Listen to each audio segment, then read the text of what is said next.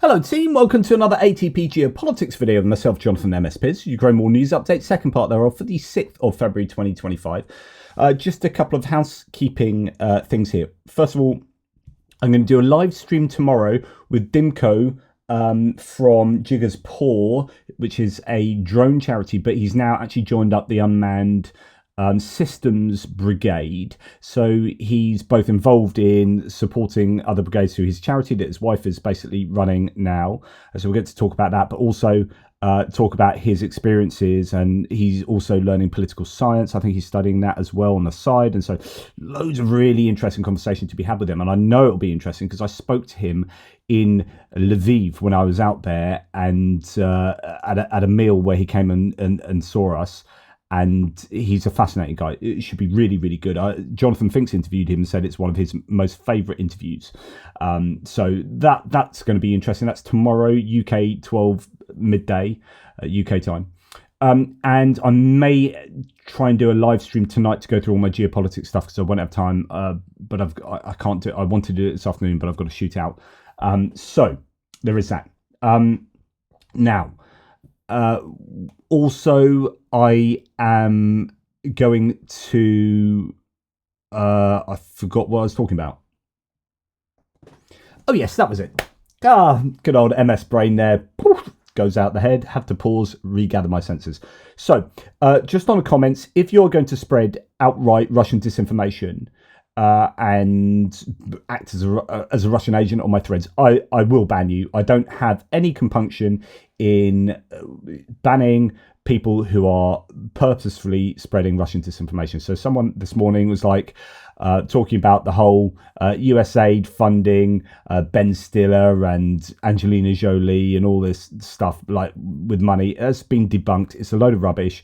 Don't do it. Otherwise, see you later. Right, okay.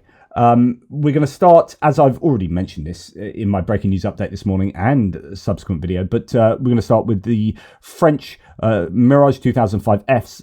3 have been, I think, received today, or at least been announced today. Quite often they things get there and are announced days after they're already in situ.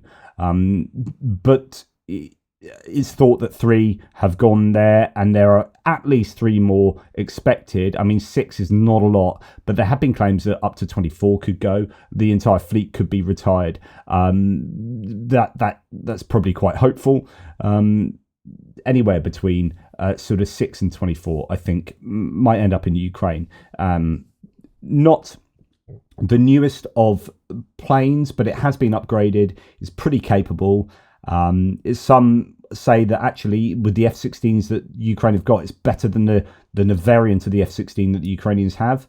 It depends what the radar, I guess, on the F-16 was upgraded to, because there was talk about the radar system getting upgraded there, and it also depends how the Mirages have been upgraded as well. It's obviously 2005 F variant, but it's whether they've tinkered around with it as well. So that is a multi-role fighter jet that has been adapted with air-to-ground missile capabilities and bomb capabilities as well. So you've got cruise missiles, and you've got the Hammer guided glide bomb that can be released from the Mirage. So that's going to be really good news. It just gives the Ukrainians a few more options there, and they need as many planes as they can get and trained pilots as they can get. Right? I think they wanted 160, as they said would be. People are talking about, oh, well, the F-16s haven't been game changers. Well, no, they were never expected to be game changers realistically. Some people in the press maybe might have thought that or said that. You change a game with them when you have absolutely tons of them. So 160 of those changes the game because you start being able to wrest air advantage much more significantly away from the Russians.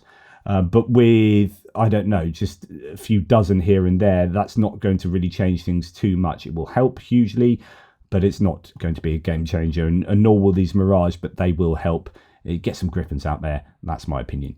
Okay, the UK has officially confirmed it will host a Ramstein meeting instead of the US. So the US is obviously stepping back from supporting Ukraine. The new administration is, as talks about ad infinitum, very transactional, at least Trump is, and I think there will be reins on people like Keith Kellogg stopping Ukraine being helped too much. I think that there is still an element of distrust of Ukraine from within some of the MAGA circles, and a pro-Russian sentiment also exists in there. So there is a tension that exists in the present US administration. As a result, UK is taking over Ramstein, organising that. That's the Ukraine Defence Contact Group. The meeting will take place in Brussels on the 12th, so it's coming very shortly.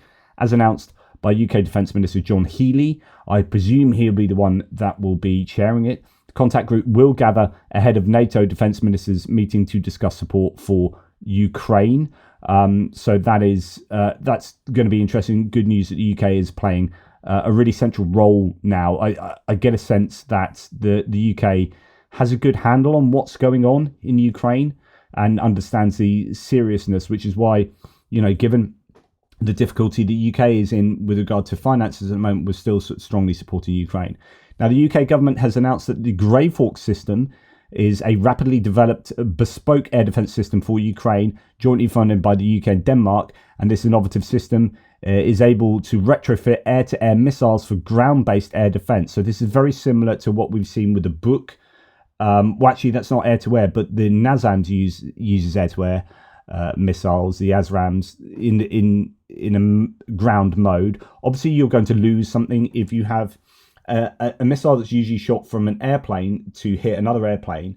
That will be fired off already at a very high speed and a high altitude, which means it doesn't need to expend lots of energy getting up to a high altitude to shoot a plane down, and it's already moving at speed. And that means that you have much greater range when you fire an air-to-air missile than when you use it from a ground launcher.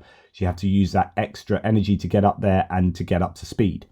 So the range using these from a ground position is going to be very limited, or far more limited.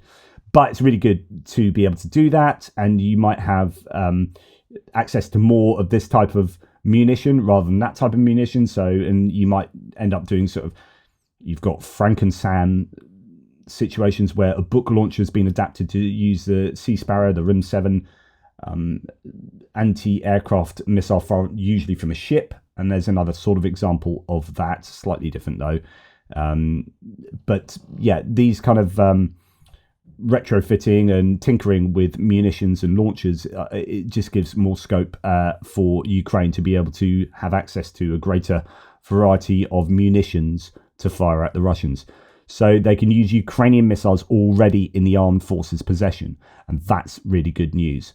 Good stuff there. What else? Right, this is actually really big. The money here isn't huge, right? You might think, well, what's 1 million between friends in the context of a war that's expending like billions and billions. So Azerbaijan has allocated $1 million in humanitarian aid to Ukraine for purchasing and delivering electrical equipment. This is huge. Azerbaijan was in the Russian sphere of influence. You had Azerbaijan and Armenia having a war with each other. Russia generally favoured Armenia. Armenia have got out of that sphere of influence and have started buying French equipment and are looking to join the EU and looking westwards. Azerbaijan could have then gone a bit more Russia's way, but it appears that the shooting down of that aircraft has really pissed them off.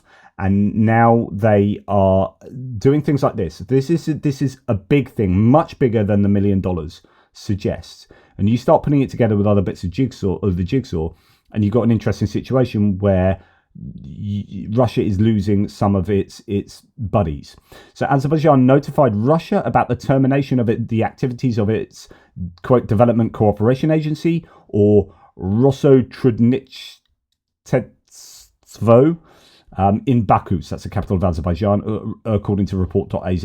A few days prior, local media says Anton Gerashenko reported that law enforcement had overtaken the building of the Russian house in Baku, as it was operating without a proper registration. It was at HQ of Rosotrudnitstvo in Azerbaijan.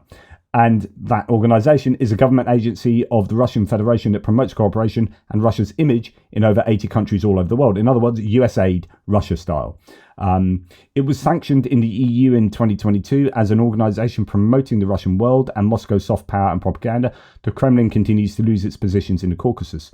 Now, I don't want to go wax lyrical about or talk about the catastrophe that is shutting down USAID. But, at a time when USAID, in a time when the Russian soft power might be struggling in the region, we've got the Trump administration coming in and stopping USAID. And you're like, no, that's the exact time we want to see USAID be as potent as it possibly can be. It's as if the elements of the Trump administration are trying to scupper America's chances of remaining at the top of the hegemonic ladder and scupper Ukraine's chances of prevailing in the war. It's just some of the decisions being made are insane, absolutely insane.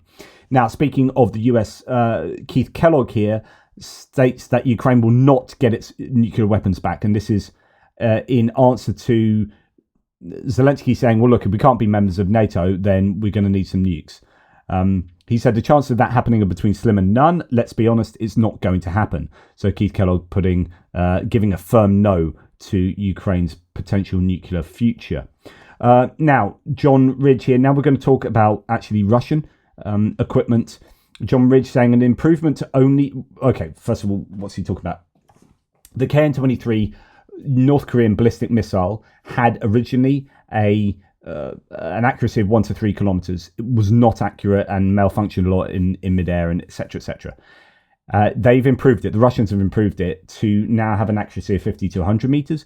So John Ridge says an improvement of only 50 to 100 meter distance still isn't fantastic, but with a 500 kilogram warhead, it's certainly not harmless. Although it does speak to how egregiously imprecise previous production of the KN-23, KN-24 rounds were. So there you go. It is sadly an improvement for the missile. It's still 50 to 100 meters off. I don't know whether that's a strict circle error probable. So if you remember, CEP is a missile that is precise if it can hit within its CEP 50% of the time. So I don't know whether that is 50 to 100 meters 50% of the time, or whether that's 50 to 100 meters, that's where it's hitting all the time. That's a big difference, right? But anyway, there you go. North Korean ballistic missiles fired at Ukraine by Russian forces since late December have been far more precise than the salvos of the weapons launched over the past year, according to two senior Ukrainian sources. Speaking to Reuters, a military source who requested anonymity, etc., described a marked improvement in the decision in all the more than 20 North Korean ballistic missiles that hit Ukraine over the past several weeks. A second source, a senior government official familiar with the issue, confirmed the findings were asked by Reuters. So that appears to be something that Ukrainians are pretty adamant about. Now, Russia is to recruit 210,000 personnel for drone forces by 2030. So it's a long-term thing, but actually, 2030 is not that far away. 5 years, 210,000 personnel operating in drone units. Wow. That's according to the Commander-in-Chief Sursky. According to him, 66% of Russian equipment destroyed in January resulted from various types of Ukrainian attack drones. Attack drones responsible for the destruction of 66% of Russian equipment. Actually, I thought it would be a little bit more. If you remember at the beginning of the war, it was, what was it? Was it 80% was artillery? And the second highest, this was in terms of personnel deaths. So 80% of personnel deaths or injuries were a result of artillery. And I think, was it 8% was snipers? So snipers were the second biggest killer of or injury or casualty causer of personnel. That will be vastly different now. Artillery will be right down the list, certainly from the Ukrainian point of view. Drones will be right up there. So 66% in terms of equipment. That's not personnel. But an interesting statistic nonetheless. But the Russians gearing up to really put themselves in a prime position as far as drone warfare is concerned going forwards. Now, Samuel Bendit, a drone analyst, has said Russian designers are developing a Cerberus control and charging system for a swarm of fibre-optic drones that consists of a platform with 6 or 12 hangars for these drones. The entire system takes off from the truck and releases drones which act as a swarm via artificial intelligence tech. Wow. So that is pretty scary. And I presume that even if those drones cross paths, it's not like that would be a problem if you had a fixed tethering of the fiber optic cable. So it would snap and then it'll lose contact. But actually, you can probably do that very easily and it'll just spool out more and more. Like I've said before, these can go through forests and not get snagged, because when the fiber optic kind of does snag, if you like, does get caught in the trees, it's fine because it just spools out longer and longer. It's not pulling the unit back at all, or breaking. So so it looks like they probably can just cross paths plenty and still act as a swarm effectively. At least that's the principle there, and slightly scary if that's the case, because these are obviously resilient to electronic warfare. Now, this is Iran, but it could be a sign of the future. This is a tanker that has been adapted to become like an aircraft carrier for drones. So check this Iranian new aircraft drone carrier, the Shahid Bakri. And you can see that it has, although there are helicopters and stuff on there, it's a very short runway. And, those on the left there look like Shahid drones to me, much smaller drones. And indeed, there's now this... we'll just make this into full screen, and you can see what the Iranians are showing off about. So there you go. There is a... Goodness me, is that? Yeah, that is a drone. I was going to say, is that a plane? No, it's clearly a small drone.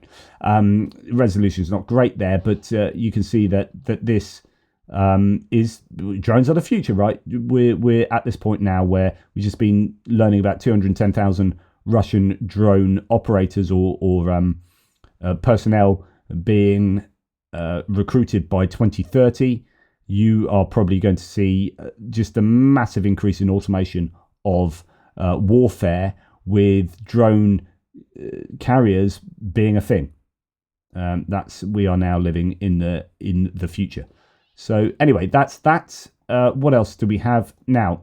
China, according to Max24, referring to EP. I don't know who EP are. No.